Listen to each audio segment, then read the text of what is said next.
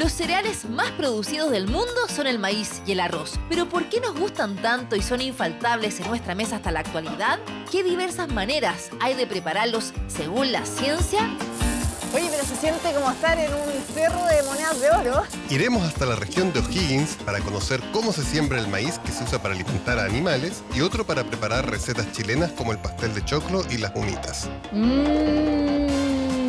Está muy, muy bueno. Y luego en Santiago veremos cómo se pueden hacer desde galletas, harinas y hasta bebidas con arroz, sin gluten e ideal para veganos. Parece que es mejor usar este, ¿o no? Y en nuestra Cocina Lab veremos las transformaciones físicas y químicas que se producen al hacer las clásicas cabritas o popcorn. ¿Las tapamos de Sí, repente? sí, yo creo porque... Y postres tradicionales como el arroz con leche. Soy Andrea Obaid, periodista científica y amante de la cocina. Con esto sí que no voy a llorar. Soy Alejandro Roth, biólogo celular y cocinero amateur. Es entretenido, además que estira. Que está muy rico. Yo no me aguanto más, así que a comer. Y juntos descubriremos las asombrosas historias de los alimentos que comemos cada día. Yo lo encuentro fascinante. No me resulta ver. Y entenderemos las transformaciones físicas, químicas y biológicas que ocurren cuando cocinamos. Oye, pero voy a paliar esto. Yo nunca había hecho un arroz al horno. ¿Cómo eso? Y donde la cocina se transforma en un verdadero laboratorio lleno de experimentos. Porque comer tiene su ciencia. Esto es Cocina Lab.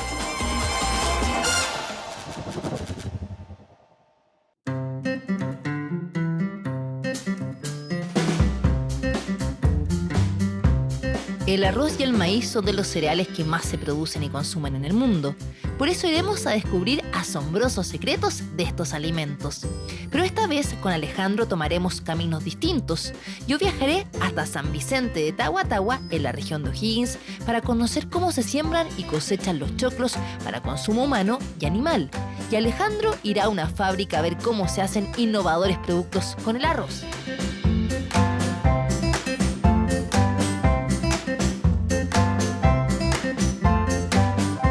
¿Se han fijado que en el verano están las infaltables humitas, el pastel de choclo, el choclo con mantequilla que me encanta en la mesa chilena? Pero ¿cómo se planta y se cosecha el maíz, que es un alimento típico no solamente de nuestro país, sino que también de América? Bueno, vinimos a buscar esas respuestas y descubrir qué hay detrás de la ciencia del maíz.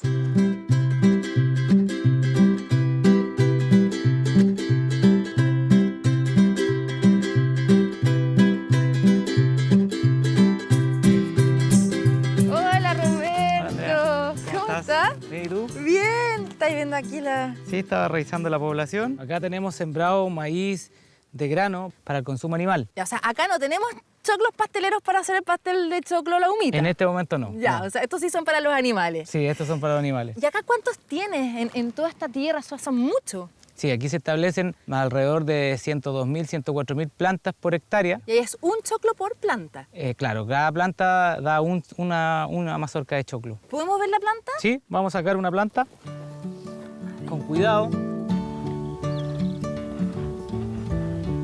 Qué chiquitita, ¿cuánto tiene? Tiene 10 días. Ah, está recién plantada. Ahí está, la sacaste.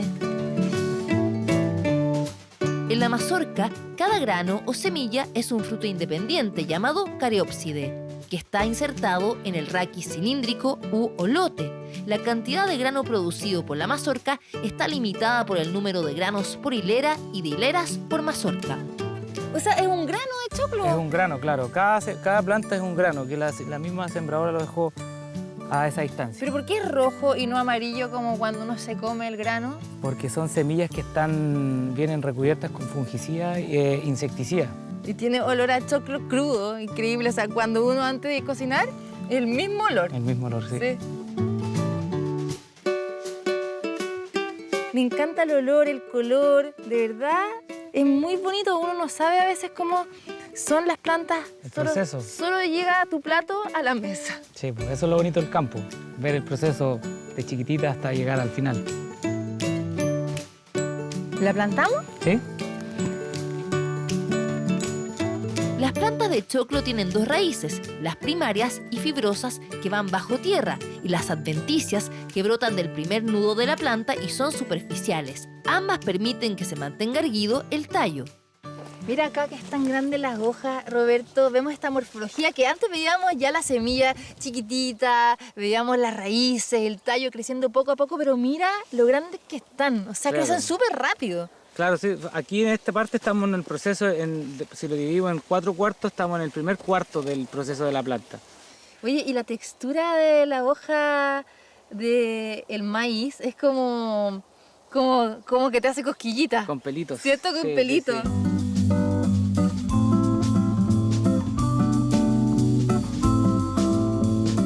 Y la planta que trae el choclo para alimentarnos, ¿no? Para cocinar, ¿es diferente a la que tiene el maíz para alimentar a los animales? Sí, son diferentes, son distintas variedades. Las plantas que van para la alimentación animal, como tienen mayor densidad de población, son plantas que buscan mayor luminosidad en forma erecta, la parte esquelética de la O planta, sea, es más hacia arriba. más hacia arriba. En cambio, las otras que el consumo humano son plantas que son de forma más Como un abanico. como abanicos, claro. ¿Pero son del mismo tamaño? ¿Crecen de la misma altura? O sea, 3-4 metros o una más Son chiquitita. un poquito más bajas las del consumo humano. Ya. Sí, son 1 metro más bajas. El maíz se puede plantar durante toda la primavera a partir de fines de septiembre. Una vez plantado, este se demora entre 4 a 6 meses en estar listo para la cosecha. Es por eso que en verano abundan los choclos y platos típicos como los pasteles y las humitas. ¿Cuánta agua necesitas para cosechar todos estos maizales, Roberto? Bastante, harta el agua que se necesita, ya que hay que saturar todo el terreno para poder entregar de la misma forma el agua a todas las plantas. Pero eso no es muy eficiente en lo que significa la huella hídrica de esta cosecha. No, para nada, pues no, esto es una parte que está al debe todavía en el tema del maíz, el tema de cómo entregar el agua a las plantas. ¿Y de dónde traen el agua? Me imagino que De la de cordillera. la cordillera. La cordillera, pues, entre medio canales que llegan a todos los campos. Se va generando el deshielo y después llega hasta acá. Roberto, pero siempre se critica mucho la palta, ¿no? Por toda el agua que usa, sobre todo que en Chile ya llevamos más de 12 años en sequía. ¿Cómo enfrentan ustedes eso, no? Me afecta en el tema de superficie, porque por ejemplo antes se sembraba muchas más extensiones de maíz. Hoy día esos cultivos de maíz disminuyeron en su superficie porque no hay la disponibilidad de agua suficiente para todos esos campos. Y eso aumentó los precios también para Y quienes eso los aumenta consumimos. los precios de los que los consumen, claro.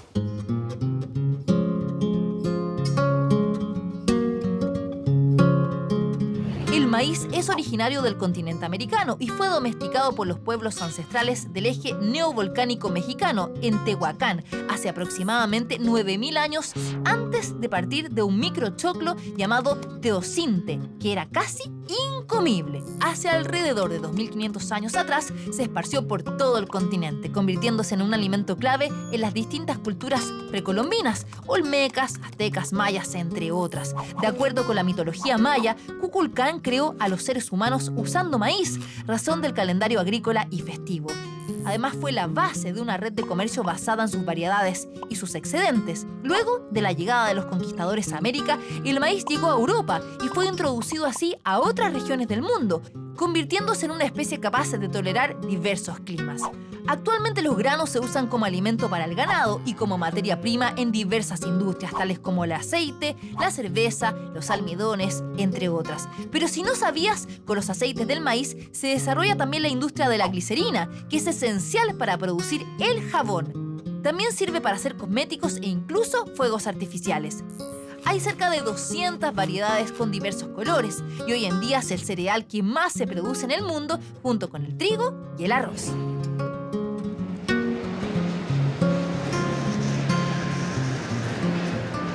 Oye, pero que esto es increíble. Aquí está el maíz. ¡Wow! ¡Qué espectacular! Pero tanto maíz. A ver, tirémoslo. Oye, ¿y todo esto lo produces? Sí, pues todo esto se Todo produce en el campo. esto es después de lo que vimos Exacto. cuando crecen las plantas y llega a este El producto. El producto final.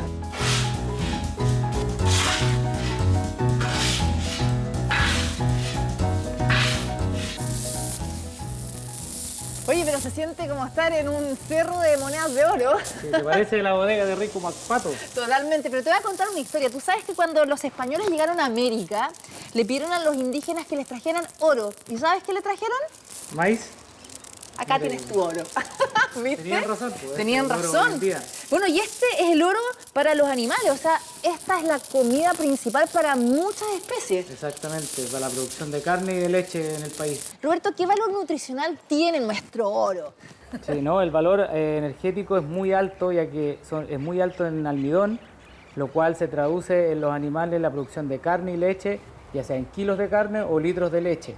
Claro, porque el almidón se convierte en azúcar y es la fuente energética que tiene nuestro organismo. Y no solamente para los animales, nosotros también comemos maíz y que además es un buen carbohidrato que nos ayuda a funcionar súper bien en el día a día, al igual que, por ejemplo, el arroz, ¿no? El trigo. O sea, son un poco del mismo tipo. Del mismo tipo, pero no iguales que el maíz. El maíz, como dices tú, es el oro actualmente.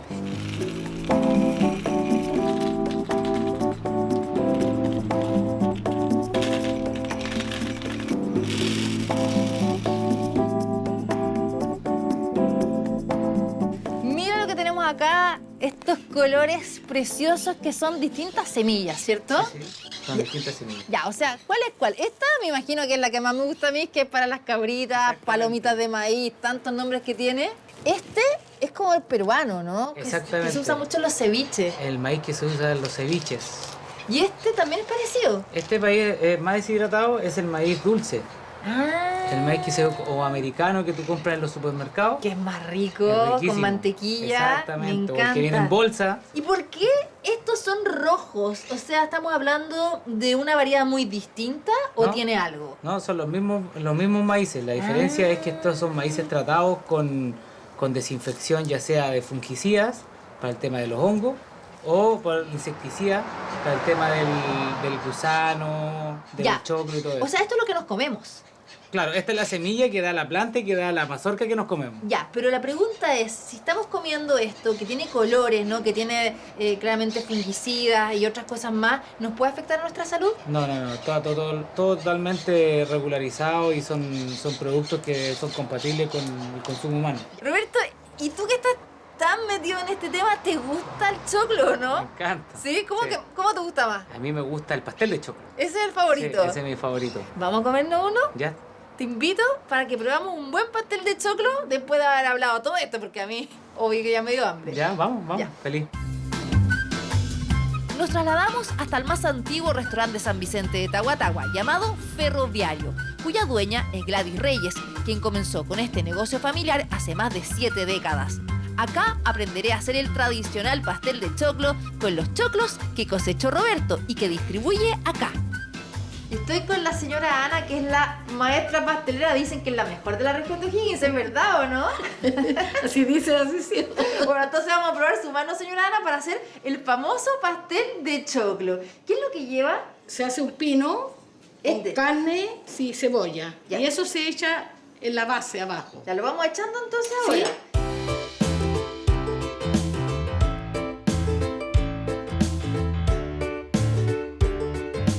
Queso, Ay, el queso, se no me sabía ese dato. no, se le echa queso. Se le echan 2 pedacitos de queso, le echo así yo, por un ladito. ¿Ya? Y después viene la protagonista, que es la pastelera. Pastelera, sí. ¿Cómo se hace la pastelera? Se pica el choclo, ¿Ya? se muele y después se cuece. ¿Y usted dónde aprendió esta receta? Con mi mamá, sí, porque mi mamá siempre cocinaba ella rico. Y usted sacó la misma mano, La misma parece. mano, yo creo que sí. Pero estos choclos de aquí son buenos, ¿no? Sí, súper bueno. Sí. Ya. Tenemos listo, pero nos faltan 2 cosas y yo le quiero preguntar. ¿Con azúcar o sin azúcar? A su gusto, con ¿Sí? azúcar o sin azúcar. A mí me encanta con azúcar, pero esta pastelera no tiene. No tiene azúcar. Pongámosle entonces. Ya, entonces lo vamos a meter al horno. Al horno, sí. ¡Qué rico! Mientras se cocinan los pasteles, conoceremos la historia de este tradicional restaurante, junto a su dueña, la señora Gladys. Señora Gladys, a mí me dijeron que este es el mejor restaurante de San Vicente y el más antiguo, ¿no? Más antiguo sí, ya vamos a cumplir 79 años. Y ustedes son parientes, ¿no? efectivamente. ¿Qué relación tienen? Mi abuela paterna es hermana del Hermana de mi papá. O sea, papá de la señora es como... Roberto Reyes. Ya, es la tía.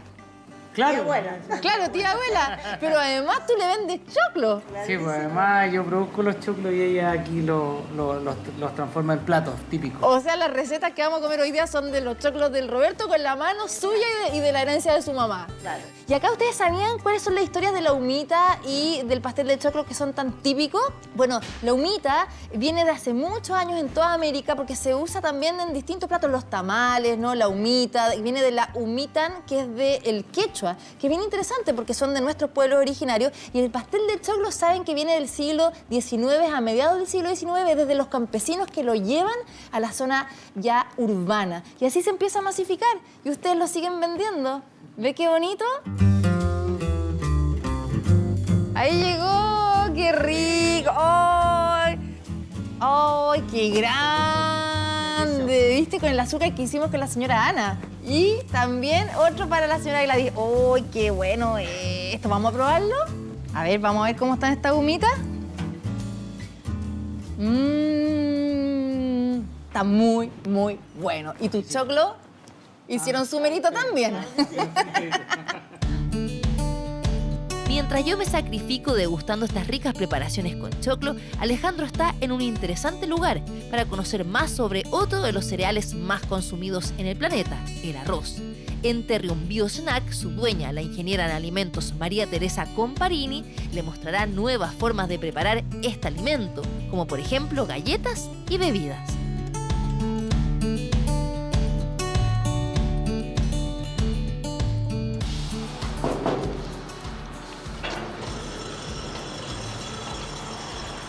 Hola. Alejandro, ¿Cómo bienvenido. estás? Muchas gracias. Vengan aquí a conocer todo lo que hacemos con arroz.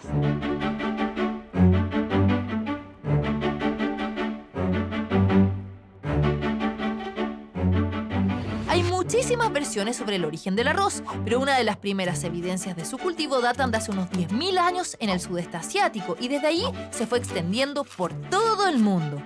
En la época de las rutas comerciales, desde China al resto del planeta, el arroz se usó como moneda de cambio. De hecho, los griegos y los romanos lo usaban más como recurso medicinal que como un alimento. El nombre de arroz viene de la palabra de origen árabe ar-ros, época en que ellos lo introducen en España. Este preciado cereal cruzó el Atlántico hacia América con el navegante español Cristóbal Colón. Hay tres formas de producirlo.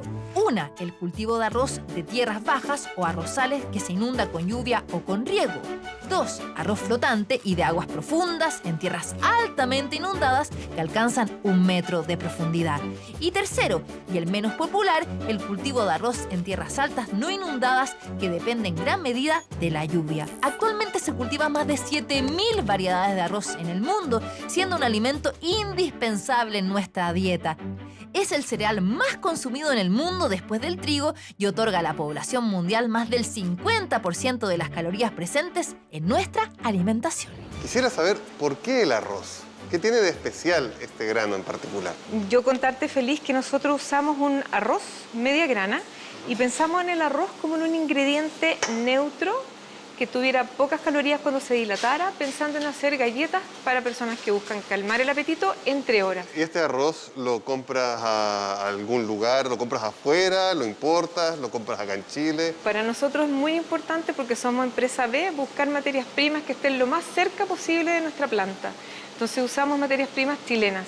Y aquí tenemos una gran producción arrocera en la 6ª, 7ª región. Nosotros lo traemos de Ñuble a productores arroceros locales. ¿Qué almidón te interesa a ti en particular? ¿Qué propiedad te interesa de este arroz? Nos interesa efectivamente hidratarlo un poco y producir una dilatación, porque eso produce una gran cantidad de aire, produce saciedad, es un sabor muy conocido y puede ir dulce o salado, y eso es lo que nosotros transformamos. Lo mezclamos con lentejas y lo mezclamos con maíz o lo mezclamos con quinoa en dulce y salado, y la gente lo recibe bien. Para elaborar las galletas, Primero se pesan los distintos granos de los cereales y se les agrega endulzante con agua. O si serán saladas, agua con sal de mar. Esta mezcla entra en la formadora de galletas, donde la temperatura y la presión las expanden dentro de un molde redondo. Pero, ¿cómo pasa el arroz en grano a inflarse en la galletera? De forma natural, este cereal tiene agua y humedad, que al sumarse a los procesos de temperatura y presión, permite que se cocine y se expanda, al igual como sucede con el maíz cuando se convierte en popcorn. Tere, bueno, ya vimos cómo hacían las galletas, pero ¿qué otros productos hacen ustedes con arroz? El arroz también lo usamos para transformarlo en algo que los niños con alergia alimentaria usan, que es una bebida de arroz en polvo, para llevar a su salatuna.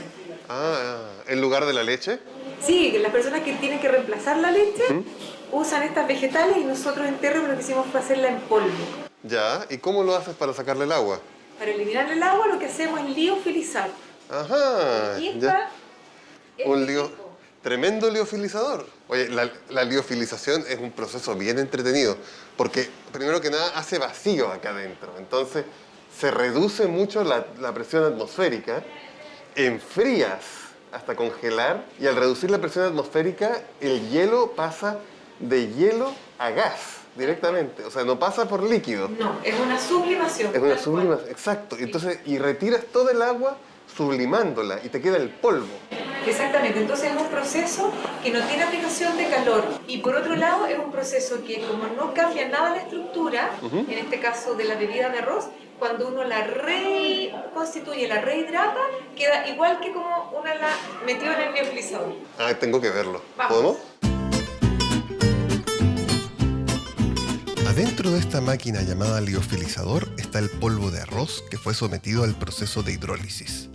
Es decir, una reacción química en la que el agua actúa sobre otra sustancia y la rompe a nivel molecular, formando nuevas sustancias. Luego, esta mezcla se homogeniza con aceite para estabilizarla y mejorar su sabor, lo cual además aumenta las calorías del producto para que enriquezca la dieta diaria de niños y niñas que lo consumen. Una vez dentro del liofilizador, esta mezcla se irá deshidratando, permitiendo entonces que se almacene por más tiempo. Y al momento de consumirlo, solamente hay que agregar agua. Tere, muchas gracias. Ha sido sumamente interesante, muy entretenido toda esta visita. Te agradezco muchísimo, muchísimo que nos hayas recibido. Te deseo la mejor de las suertes con tu emprendimiento y muchísimas gracias. No, a ustedes por estar aquí en Terrem y bienvenidos todos cuando quieran. Mientras Alejandro alista los ingredientes para nuestra Cocina Lab, yo voy a conocer uno de los lugares más asombrosos de San Vicente de Tahuatahua, que fue testigo de la milenaria importancia del maíz en esta zona, Laguna Tahuatahua y Cerro La Muralla, considerado el segundo centro de hallazgos arqueológicos más antiguo de Chile.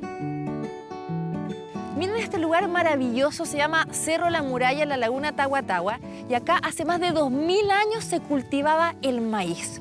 Pero hasta este mismo lugar llegaron los incas y trajeron un brebaje que estaba basado en el maíz, la famosa chicha. ¿Por qué llegaron hasta acá? ¿Cómo la producían? Vamos a conocer esta historia con Jairo, un arqueólogo que conoce mucho de este lugar.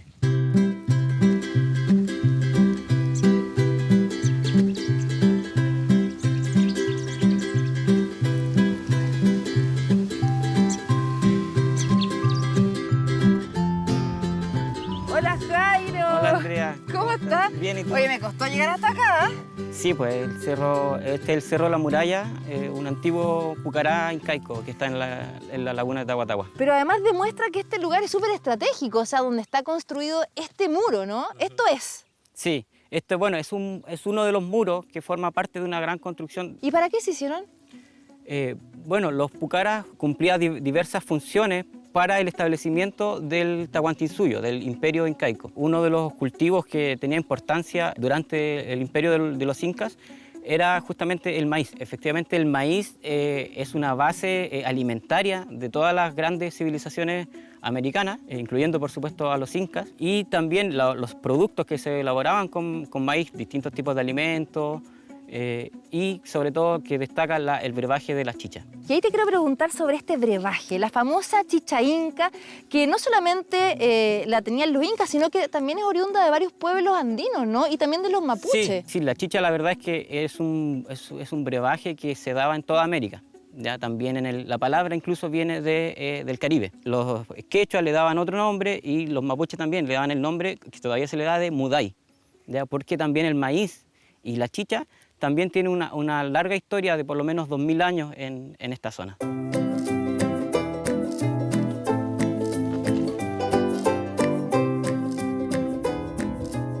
Mira, Andrea, en algunas excavaciones que hemos hecho acá en el Cerro de la Muralla, hemos encontrado este tipo de restos alfareros, ¿ya? Restos de vasijas, de greda.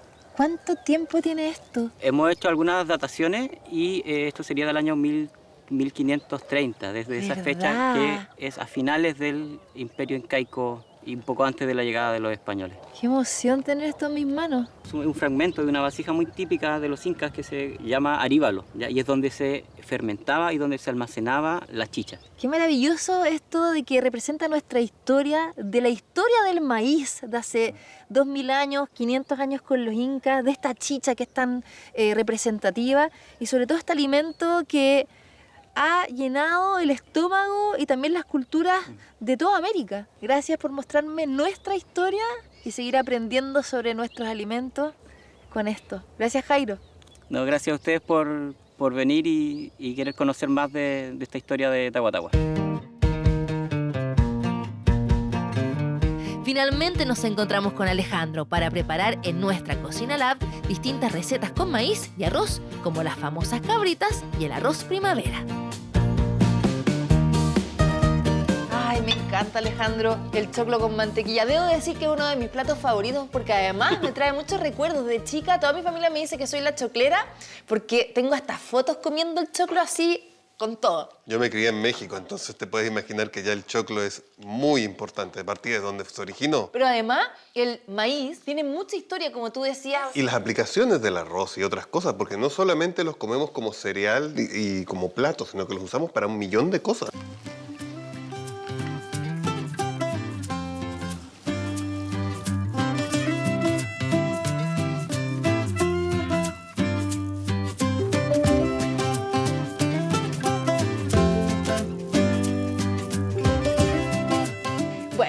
Cocinar los distintos tipos de arroces. Manos a la obra. Sí, porque además todo tiene tiempos de cocción distintos, técnicas diferentes, mitos o verdades.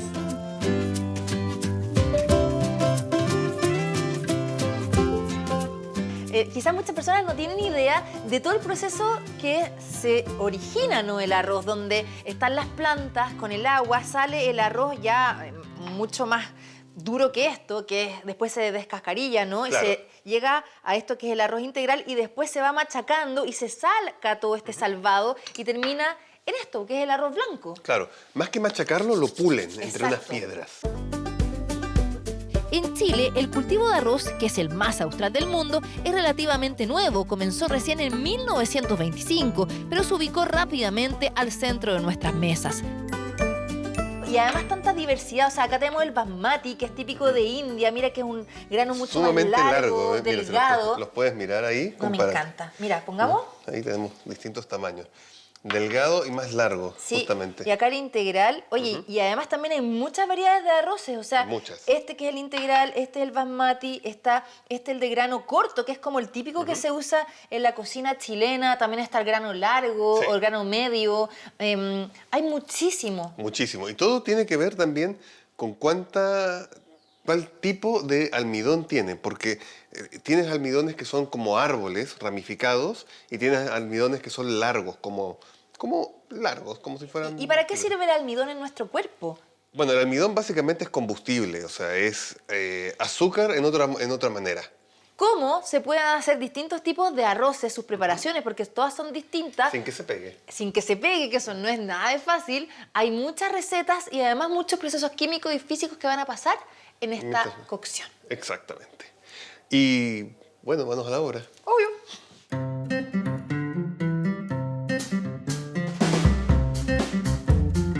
Partimos por el más lento. Exacto, el integral que lo dejamos remojando en agua y eso es importante decir que es para que se vaya soltando el salvado. O sea, va entrando agua adentro del grano y eso que después nos va a ayudar a que eso se gelatinice el almidón. ¿Qué es la gelatinización? Básicamente es hidratar el almidón y agregarle calor. Pero al igual que otros granos, necesitamos que se hidrate un buen rato. ¿Y cuánto hay que reposarlo, Alejandro, ideal? Un par de horas. Este lo dejamos remojando, ahora es hora de cocinarlo.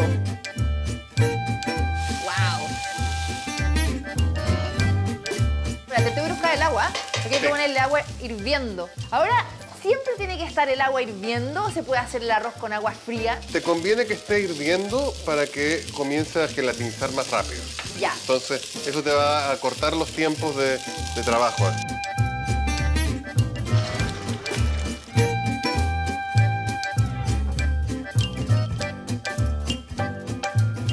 Pero hagamos ahora el basmati, que es este otro arroz, que Me es... encanta. Bueno, oriundo de la India, que me encanta, y comerlo solo, así bien blanquito. Y lo que vamos a hacer ahora es lavarlo.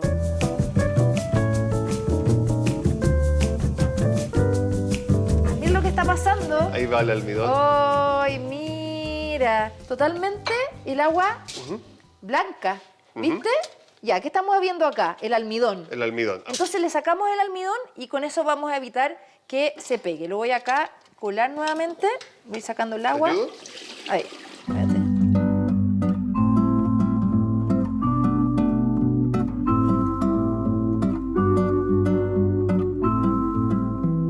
Oye, mira lo que voy a hacer. Voy a poner a este para detenerle un poquitito más la cocción. Está buena la técnica. Sí, entre otras cosas porque esta olla tiene un agujerito muy grande. Ya, ¿y eso qué va a pasar? O sea, ¿va a evitar que se evapore tan rápido el agua? Exacto. Tenemos que hacer un equilibrio entre darle el calor para que se gelatinice, pero también tenemos que darle el tiempo para que esto ocurra y para que penetre el agua hasta la parte más profunda del grano.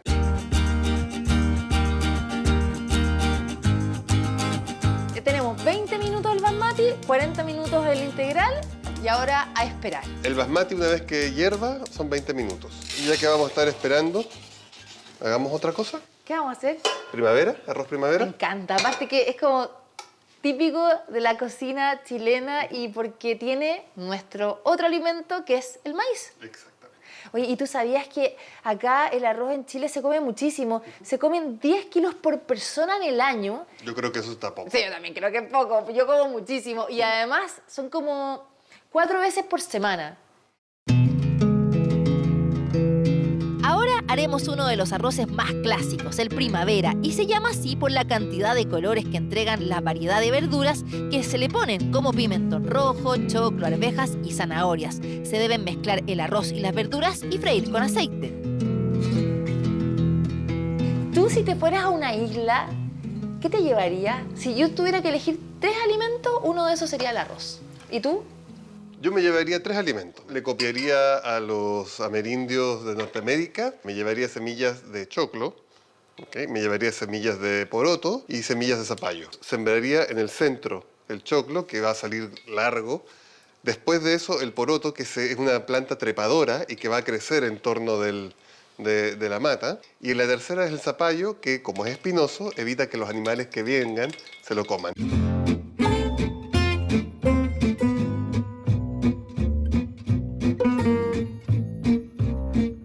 Ya, mira, y acá le vamos a poner entonces pimentón, que estos son alternativas, o sea, las personas pueden ponerle lo que quieran al arroz primavera, la idea es que tenga hartos colores. ¿Tú te gusta ponerle colores? A mí me encanta, a la vida en general. Mira, y acá tenemos el maíz, ¿no? Para incorporar nuestros 2 alimentos esenciales y arvejas, que también queda rico. Mucha gente se preocupa de si el maíz congelado tiene menos nutrientes o las verduras en general. Sí. Y la verdad es que no, tienen las mismas nutrientes. Sí, porque ¿Sí? siempre está ese mito. Lo mismo con el microondas, que también se piensa que el microondas le quita el nutriente Sí. a la verdura o a la fruta y tampoco pasa eso, solo lo calienta. Solo lo calienta. Luego hay que colocar el agua. La medida ideal es 1 taza de arroz por 2 de agua, aunque puede ponerse menos agua para que quede más graneado. Y ahora Al horno. tenemos una forma de preparar esto diferente. Al horno. Yo nunca había hecho un arroz al horno. ¿Cómo es eso?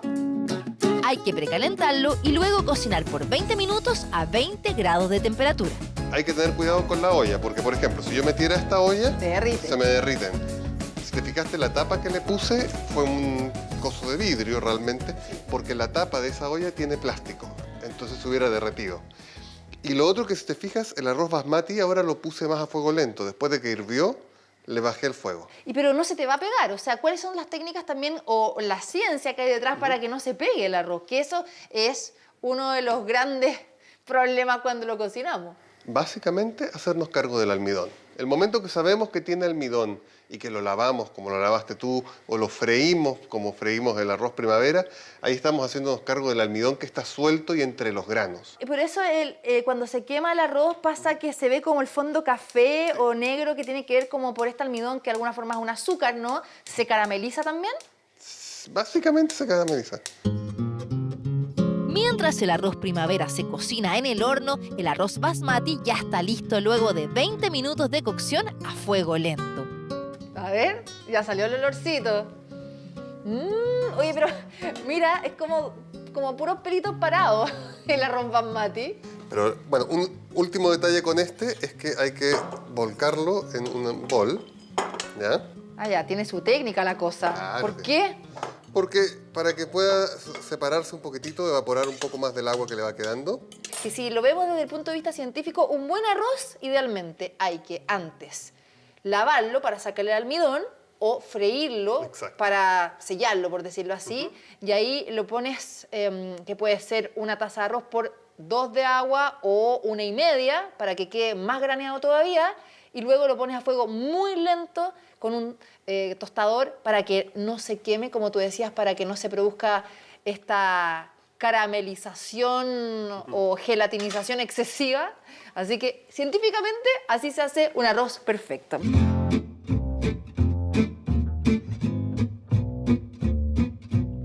Dicen que el arroz si uno come mucho engorda, pero todo depende de qué cantidad uno vaya comiendo. Finalmente los carbohidratos todos pueden engordarte si comes en demasía, ¿o no? Exactamente. Yo me comería una olla de arroz totalmente. Una olla de arroz marchando. Después de 20 minutos de cocción en el horno a 200 grados Celsius de temperatura, nuestro arroz primavera está listo para probarlo. ¡Qué maravilloso nuestro arroz primaveral! ¡Qué rico! ¿Ya sirvamos acá también? Adelante. Esa especialidad. Mira cómo te quedó. También te quedó súper graneado. Mira, y se nota que está como un poquito aceitoso. Sí. Bueno, que es además un grano más corto, entonces suelta más almidón. Pero lo que es interesante aquí es que la clásica es no tengo tostador. Al horno.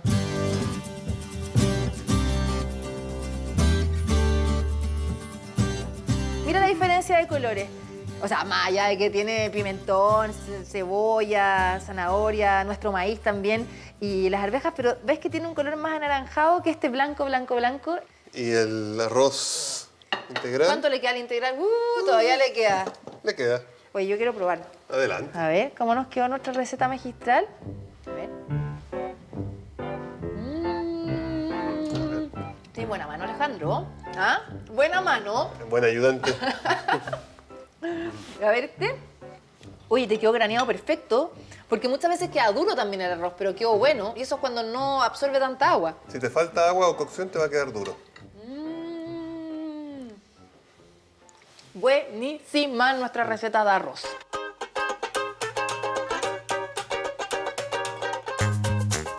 Ahora vamos a cocinar un postre típico chileno que es el arroz con leche. ¿Lo conocen? Me imagino que sí. ¿Y tú, Alejandro? Sí, muy bien. Cantemos arroz con leche, me quiero casar con una pero- señorita del Portugal que sepa coser, que sepa bordar. No, me mandaron la nueva versión. ¿Cuál es la nueva versión? A ver.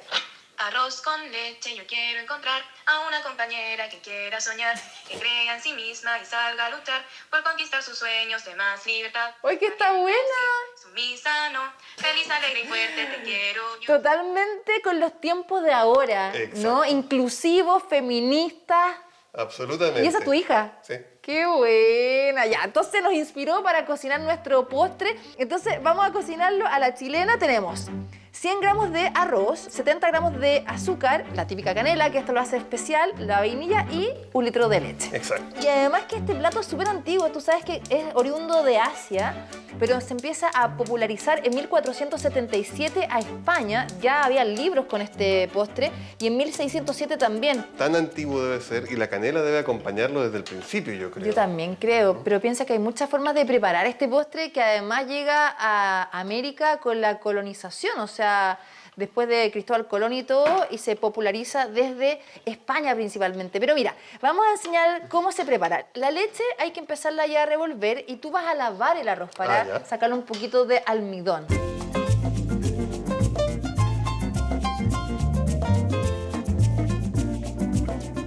Hay que lavarlo un poquitito hasta que se vaya un poco el almidón.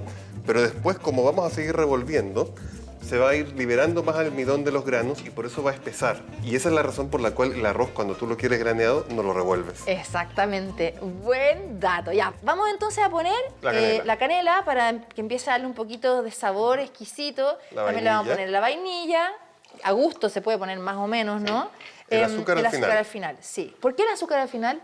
Básicamente para que no caramelice temprano. Pero eso es lo que le va a dar también nuestro gusto bien azucarado. También se puede hacer un light con algún edulcorante, ¿no? Algún endulzante. Ya, y ahora pongamos entonces... Ahí sí que va a estar totalmente moderno. Sí, totalmente saludable. Ya, pongamos el arroz. Sí. Listo, ahí. Y empezamos a revolver. Siempre revolviendo. O sea, hay que revolver como unos 15 minutos. Por eso que es un plato que hay que hacerlo... Requiere paciencia. Sí, hay que hacerlo lento, como lo hacían nuestras abuelitas. Pues así tenían toda la paciencia para cocinarnos sus manjares deliciosos. Ya, y el azúcar todavía no la podemos poner, hay que hacerlo al final. Como se va a ir concentrando, si le ponemos el azúcar ahora, se nos podría pasar la mano con el azúcar. Entonces podría muy dulce.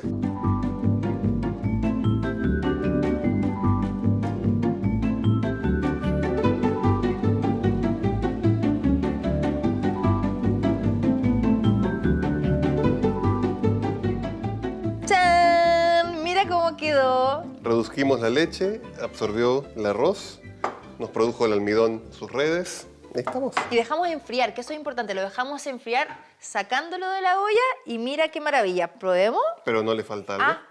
Canela en polvo. Sí. Ya pongámosle. Tenemos dos opciones. Podemos rallarlo suavecito. ¿Ya? O podemos hacerla polvo. Ya, bueno. Si tenemos eso, es más fácil. Parece que es mejor usar este, ¿o no?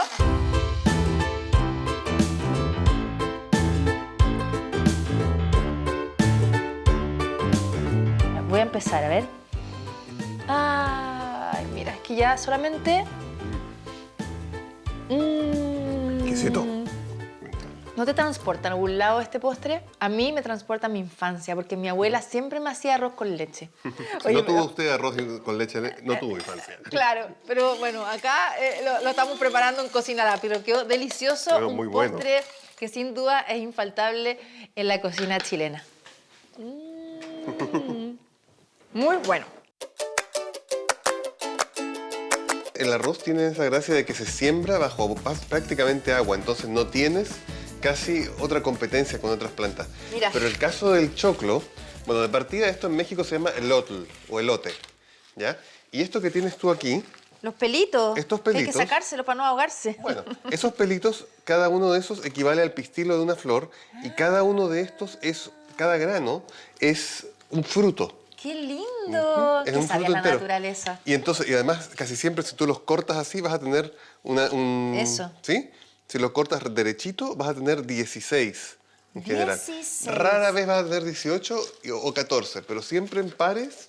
Por cada uno de estos pelitos, que podríamos decir, bajó un grano de polen que justamente fecundó un óvulo que dio origen a este fruto. ¡Qué maravilla! Cada uno de estos. Mira la naturaleza que es maravillosa y además hay tantos colores, o sea... Y por eso no, pero es que además, por eso es que puedes ver choclos que tienen muchísimos colores distintos cada grano. Y además la textura, porque mira, este choclo que lo saca y ya es como tú dices, es más amarillito por dentro. Y es más húmedo. Y es húmedo, mira, o sea, se revienta y es súper fácil de cocinar.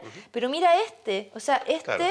negro, que son principalmente oriundos de Perú, que Sí. son como bien conocidos. Mira, es duro y es mucho más seco, ¿te fijas? Por dentro, o sea, y por eso sirven para distintas preparaciones, pues no sirve lo mismo. Ese lo dejaron, Mira. estos los dejas secar, Sí. pero además después los mueles y obtienes justamente el almidón y de ahí el azúcar. Y ahí justamente puedes hacer justamente estas bebidas. No, este no me lo puedo comer, es súper No. duro. De hecho se llaman pétreos. Ah, ¿viste? Son como duros como piedra. Pero si te fijas, son más parecidos al maíz curagua, que es el que usamos para las palomitas. Entonces, O sea, tiene- este de palomita o cabrita o popcorn, como le dice tantos nombres, no pueden, o sea, me meto a la boca, me rompo el diente. tal cual. Y además que tampoco puedes aprovechar ese almidón casi. Pero qué Tienes que impresionante cocinarlo. cómo va cambiando la variedad. Pero lo entretenido es que ahora queremos hacer nuestra receta. Para hacer las cabritas debemos poner en la olla una cucharada de aceite y dejar calentar.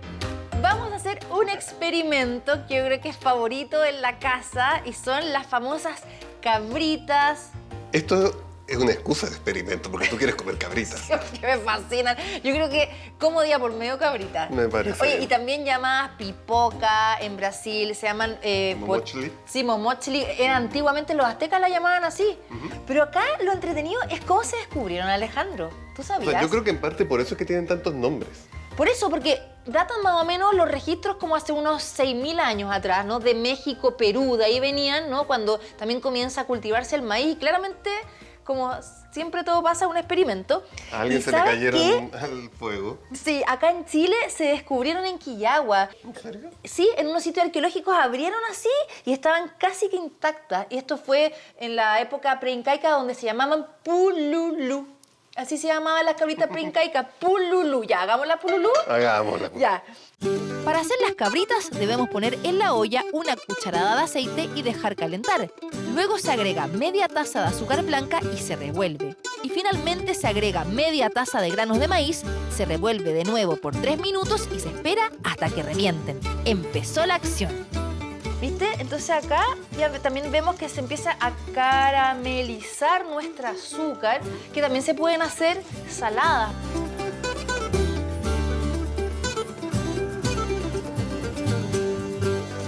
Ahí vamos. Ahí vamos. Saca la cara. A ver. Ay, ay, ay. No te vayas a saltar el... Me van a explotar, a ver. Si usted hace esto en la casa, tápelo. Mira, mira, mira, mira nuestra primera cabrita. Ah, mira, saltaron. Mira, ¿viste? Otra. Ya. Van a empezar a volar. ¿Viste? Ya muévala. Va a ser la guerra de la cabrita. ¿Las tapamos de Sí, repente? sí, yo creo, porque si no ya empezaba. A ver, ya empiezo a probar tan buena. Ya, ahí. Después ahí en el fuego para que sigan explotando. Esta es una buena técnica. Hay que ir moviendo para que no se vaya quemando, porque si no se Tiene que- quema y ahí nos quedan cabritas quemadas que el sabor no es muy bueno que digamos. No, eso no es rico. Oye, pero que está bonito. Pero viste, nuestras palomitas voladoras funcionaron y nuestro experimento ¡voilà! ¡Qué buena! Quedaron buenas. Sí. Siguen volando. Antes de que se Espérate, queme. espérate, te ayudo, sí. Bueno, siempre quedan algunos granitos porfiados. Mira, voy a ver. Dejemos que se enfríen un poco, pero probemos. Son más ricas Quedaron calientes. buenas. ¿Sabes por qué me encantan calientes? Porque el caramelo cuando lo haces con azúcar como que se pegan y terminas comiéndote así, Claro. así, todo Puedes así sacar gigante. una y sacas todo el paquete. Exacto.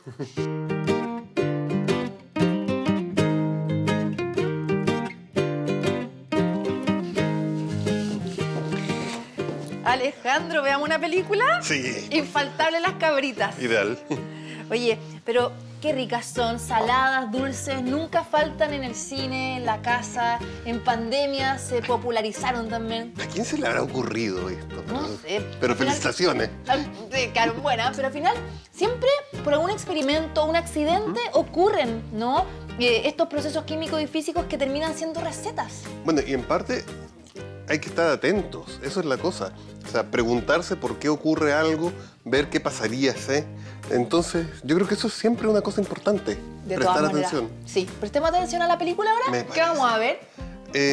Algo relajado. Ya, ¿con científicos? Bueno, mientras no sean los malos de la película, no hay problema. Vamos a ver. Bueno, dejamos a toda la gente invitada a que nos siga en un próximo capítulo para seguir aprendiendo aquí en Cocina Lab. Porque comer tiene su ciencia.